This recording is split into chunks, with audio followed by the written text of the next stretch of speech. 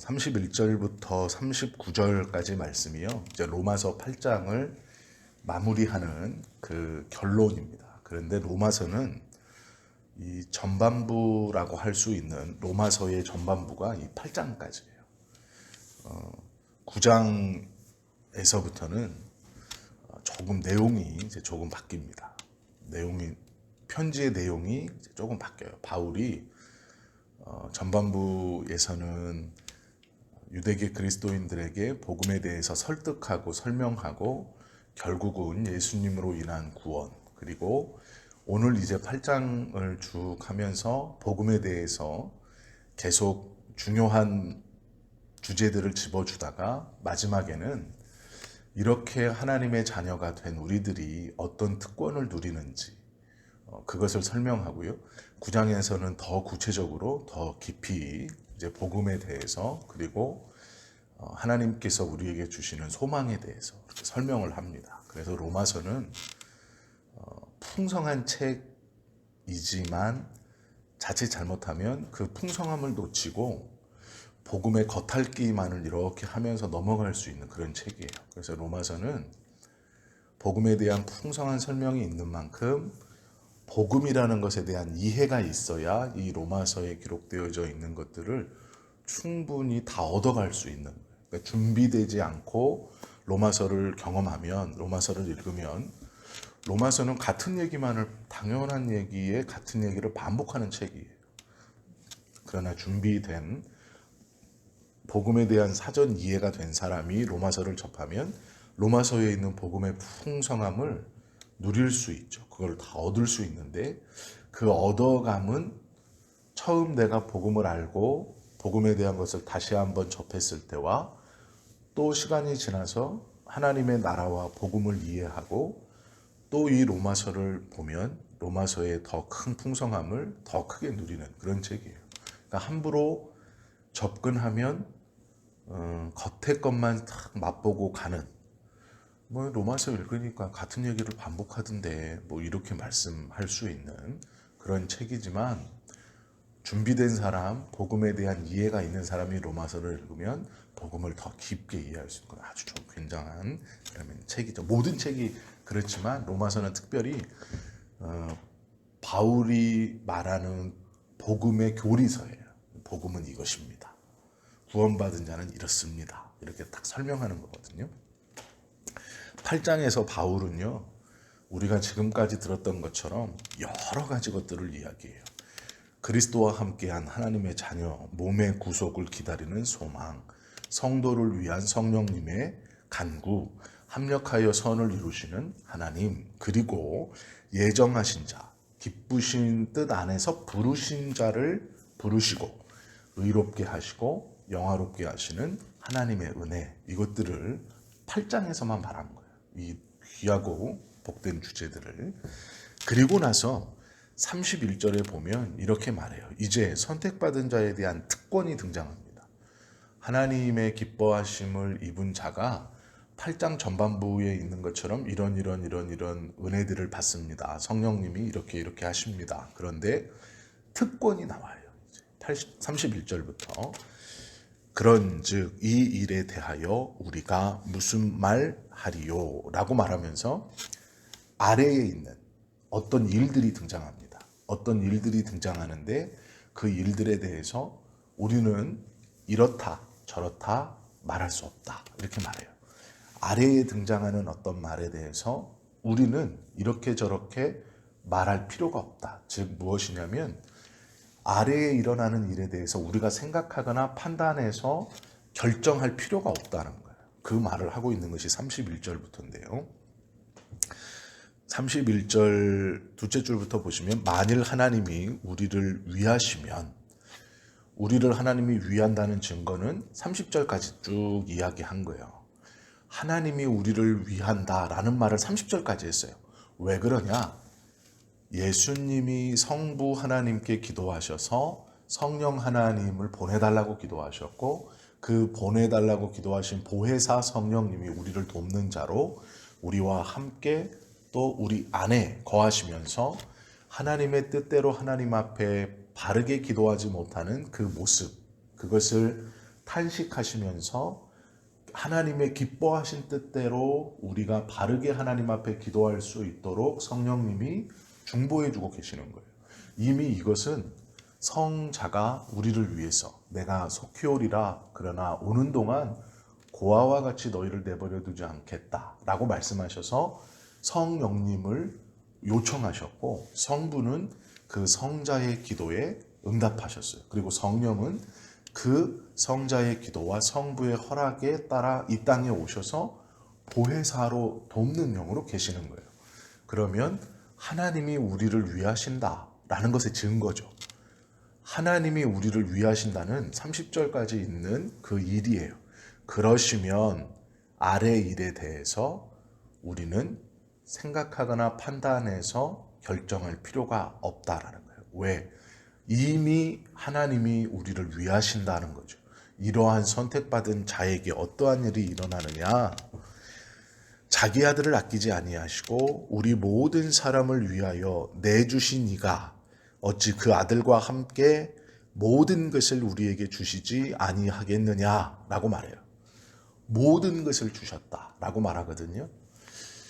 남과 비교해서 나는 이것이 없어요, 나는 저것이 없어요 라는 이 개념, 소유에 대한 개념의 문제를 이미 다 주셨다. 왜 주지 않겠느냐? 그러면 왜 받지 못하느냐?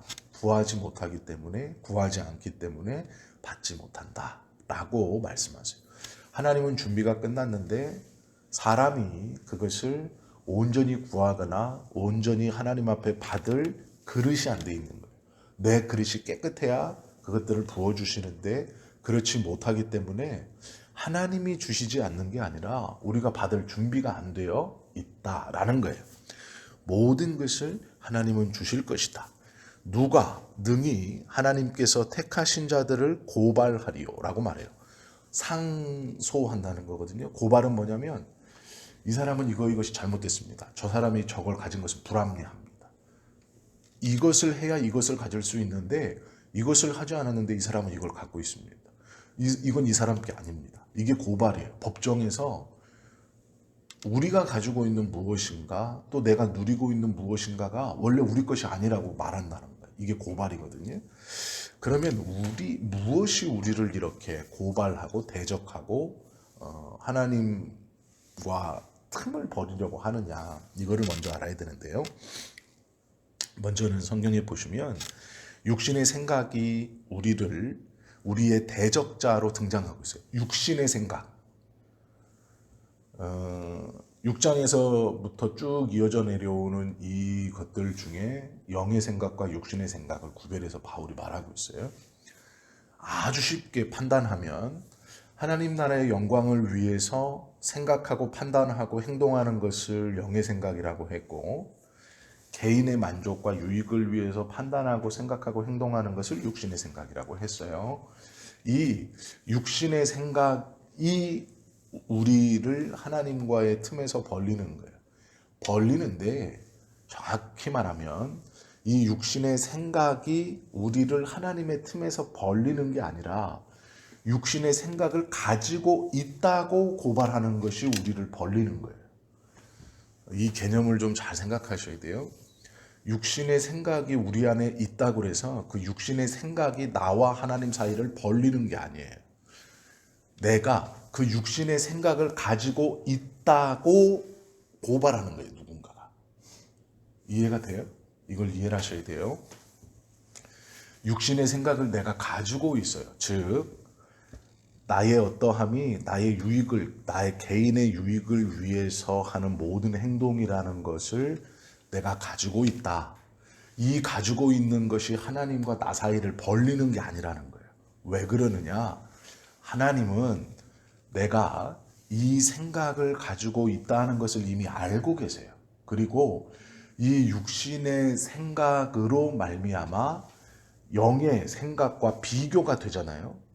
육신의 생각을 갖고 있는 자는 하나님의 영의 생각이 무엇인지를 알게 돼요. 서로 비교되는 거기 때문에.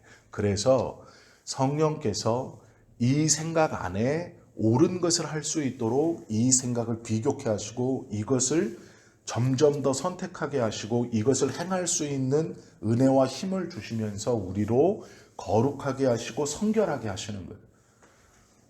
그 생각을 가지고 있다고 고발하는 자가 있는 거예요. 그런데 그렇게 고발할 수 없다 말하는 거예요. 왜 그러느냐? 그게 하나님의 자녀들이 가진 특권이기 때문이에요. 그것을 내가 판단해서 결정하거나 나는 이렇다. 어머, 나는 이런 생각을 갖고 있어. 그것이 하나님과 나 사이를 벌릴 수 없다라는 거예요. 그것 때문에 벌어지는 것이다라고 고발하는 자가 있다는 거예요. 이게 중요한 겁니다. 육신의 생각은요, 우리의 영적인 생각을 방해하는 것이지 그 생각이 우리를 하나님에게서 벌릴 수 없어요. 떨어뜨리게 할 수 없다는 거예요. 결국 로마서 8장 9절에 보면 같은 장이니까 제가 읽어드릴게요. 로마서 8장 9절 말씀에 보면 이렇게 말해요. 육신에 있는 자들은 하나님을 기쁘시게 할 수 없다. 이렇게 말하죠. 이것이 육신인데 육신에 있는 자라고 고발하는 사람이 있어요. 고발자가 있어요. 이 고발자의 고발이 아무 소용이 없다라는 거예요. 이거를 우리가 기억해야 돼요. 왜 그러느냐? 육신에 속한 자들이 결국 그리스도의 영이 우리 안에 계시는 성령님이 우리로 결국 승리케 하시기 때문에 이게 성령님이 우리와 함께 우리 안에 계셔서 기도하시는 이유예요. 중보하시는 이유예요. 두 번째는 죄가 우리의 대적자로 우리의 생활 깊숙이 들어와서 그 죄와 친숙한 모습이 나인 것처럼 고발하는 자가 있어요. 그러니까 죄는 우리 안에 들어와서 우리를 유혹합니다. 유혹할 때의 그 유혹은 여러 가지 방법이 있죠. 그 중에 가장 쉬운 것이 친밀함이에요. 나와 가깝잖아 말하는 거죠. 너의 이 행동은 과거에서부터 있어서 너무 자연스럽잖아. 문제가 되지 않아. 원래 그랬잖아. 이 친밀함으로 우리에게 다가오기도 합니다. 그런데 문제는 똑같아요. 이것을 고발하는 자가 있다는 거예요. 그러니까 이 고발자가 있어요. 죄가 우리 안에 들어와서 우리에게 여러 유혹을 뻗치는데 그 유혹의 방법 중 친밀함이 있어요. 우리는 가까워 원래. 그런데 내가 있고 죄가 깊숙이 들어와서 나와 친밀하게 행동하면서 나를 탁 붙어서 끌고 가려고 하는 거예요. 그런데 그걸 보고 제가 죄와 친해요. 내가 죄는 아닌데 죄가 나와 하나인 것처럼 제가 죄와 친해요 라고 고발하는 자가 있다는 거예요. 6장 14절, 로마서 6장 14절에 보면 이것도 한번 읽어 드릴게요. 로마서 6장 14절 말씀에 보면 죄가 너희를 주장하지 못하리니 이는 너희가 법 아래 있지 아니하고 은혜 아래 있음이라 라고 말씀하고 있어요. 유혹을 하는데 친밀하게 우리를 끌고 가려고 하나인 것처럼 딱 붙어 있는데 결국 하나님의 선택을 받은 사람은 그 죄가 우리를 주장하거나 이리저리 끌고 다니지 못한다라는 거예요. 유혹이 없는 것이 아니고 유혹도 있고 죄가 우리를 무너뜨리려고 하고 대적하고 있지만 그 대적의 모습이 막 싫어한다, 증오한다 이런 게 아니고 친밀함으로 이리저리 끌고 가려고 한다라는 거예요. 그러나 결국 그렇게 되지 않는다. 성경은 우리에게 말씀하고 있죠.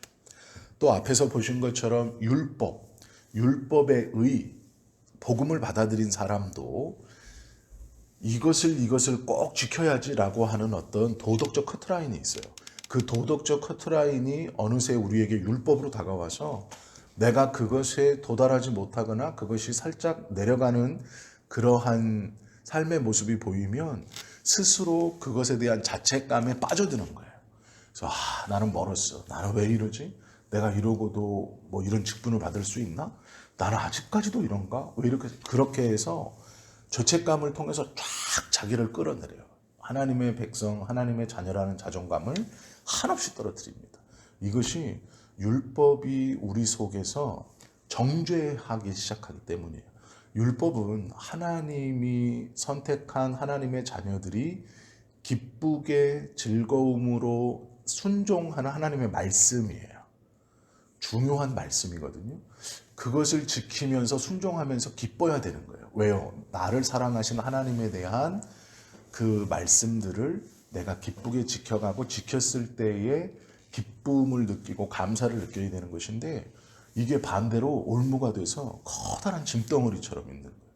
그래서 내가 예수님을 믿는 것이 짐이고 하나님을 믿는 것이 짐이 돼버려요. 이게 율법이 복음 위에 올라탔을 때 모습이에요. 근데 우리가 그렇다라고 고발하는 자가 있다는 거예요. 이게 중요한 얘기입니다. 내가 그것을 갖고 있다고 해서 갖고 있는 그 자체가 문제가 되는 게 아니에요. 그것을 갖고 있다고 자꾸 고발하는 자가 있어요. 바울이 말하는 게 그겁니다. 그 고발이 아무 소용이 없다. 이 고발함이 아무런 것도 아니다. 그것에서 자유하라 라고 말하는 것이거든요.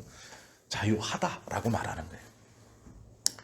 우리의 대적이 누굽니까? 여기서 말하는 우리를 계속해서 쟤는 저래요. 육신의 생각을 탁 붙어서 갖고 있어요. 쟤는 죄하고 탁 붙어 있어요. 쟤는 율법의 의로 딱 붙어 있어요. 라고 고발하는 자가 대적이고, 그 자가 성경에서 말씀하시는 사단이죠. 하나님 앞에 참소하고 고발하는 자. 그 자의 참소와 고발이 아무 소용이 없다. 바울은 이렇게 말하고 있는 거예요. 왜냐하면 사단은 사망의 권세의 출발인 죄를 가지고 우리를 두렵게 해요. 그래서 계속 그 두려움으로 우리를 밀어붙이려고 하는 거예요. 이것이 고발입니다. 그러나 우리는 그 두려움에서 완전히 해방되어서 그 두려움과는 아무 상관이 없는 자예요. 복음은 그것을 말해주고 있어요. 괜찮다. 우리가 판단하는 것이 아니다. 이렇게 선언하고 있는데 우리는 끊임없이 그것 때문에 고민하는 거예요. 내가. 네가 아니고 네 안에 계시는 성령께서, 그리고 그 성령을 보내달라 기도하신 성자께서, 그 기도를 들으시고 보내주신 성부께서 너를 위하여 기도하고 계시고 너와 함께 하시고 너를 중보하고 계신다. 그러니 내가 아니고 그분을 봐라. 이게 복음이라는 거예요. 그래서 누가 감히 고발하겠느냐. 아무 소용이 없다. 이렇게 말하고 있는 것이죠. 그러면서 이제 이렇게 말해요. 자기 아들을 아끼지 아니하시고 우리 모든 사람을 위하여 내어주시니가 어찌 그 아들과 함께 우리에게 모든 것을 은사로 주지 아니하겠느냐. 이렇게 말씀하시죠. 이것이 32절 말씀인데요. 자기 아들을 아끼지 아니하시고 우리 모든 사람을 위하여 내주시니가 어찌 그 아들과 함께 모든 것을 우리에게 주시지 아니하겠느냐.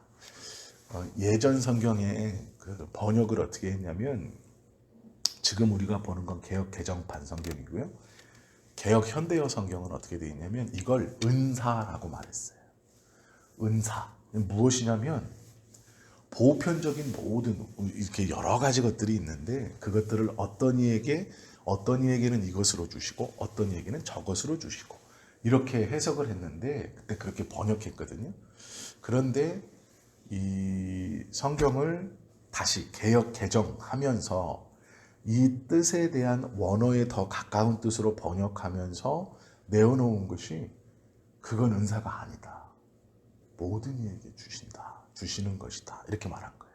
그러니까 은사로 누구에게는 이걸 주시고 누구에게는 이걸 주시고가 우리의 생각이었는데 그렇지 않다라는 거예요. 모든 이에게 주신다. 그래서 은사라는 말이 없어요. 왜냐하면 예수 그리스도를 주신 하나님이 누구에게는 요것 골라서 주시지 않고 예수님 가장 귀하고 복된 분을 모두 이 사람을 위해서 주신 그 하나님이 이 사람에겐 이것이 아니라 다 주신다는 거예요. 그리스도를 주심이 다 주신 것과 같거든요. 그렇기 때문에 다 주신다라고 말씀하고 있는 거예요. 그것들을 주신다. 이렇게 선언하는 것이죠. 독생자를 아끼지 아니하시고 우리에게 주신 것. 마태복음 6장 32절에서 33절에 보면 그러니까 하늘에 계신 아버지께서 너희에게 이것이 있어야 할 것을 아시느니라. 이렇게 말해요. 그러니까 하나님이 다 주시는데 무엇이 있어야 되는지를 이미 알고 있어요. 왜 그러냐면 그분이 우리의 아버지가 되었기 때문이에요. 그전에는 원수였거든요. 하나님과. 그래서 원수가 원수를 챙겨줄 필요가 없잖아요. 원수가 원수에 대해서 관심을 가질 필요가 없어요. 그러나 아버지가 됐어요. 그래서 아버지가 됐고 자녀가 된 거예요. 그렇기 때문에 이 아버지가 이 자녀에게 있어야 할 것이 무엇인가를 알고 다 허락하신다라는 뜻이죠. 가장 중요한 말씀은 우리가 지금까지 계속 보았던 33절. 누가 능히 하나님께서 택하신 자들을 고발하리요. 의롭다 하신 이는 하나님이시니. 누가 감히라고 말해요. 하나님과 동등된 자가 없는데 누가 감히. 누가 정죄하리요. 죽으실 뿐 아니라 다시 살아나신 이는 그리스도니. 33절에선 성부를 얘기하죠. 누가 능히 하나님께서 택하신 자들을 고발하리요. 의롭다 하시는 이는 하나님입니다. 성부가 선언했어요. 의롭다. 그리고 그 밑에 보시면 누가 죄 있다 정죄하리요. 다시 살아나신 이는 예수 그리스도 예수시니. 그는 하나님 우편에 앉아 계신 자요 우리를 위하여 간구하시는 자시니라. 성부와 성자가 성부가 선언하셨고 의롭다. 성자가 누가 죄인이냐 이렇게 묻는 거예요. 이가 왜 죄인이냐? 이는 의로운 자다라고 말하는 거예요. 이게 성자의 중보의 기도의 제목이에요.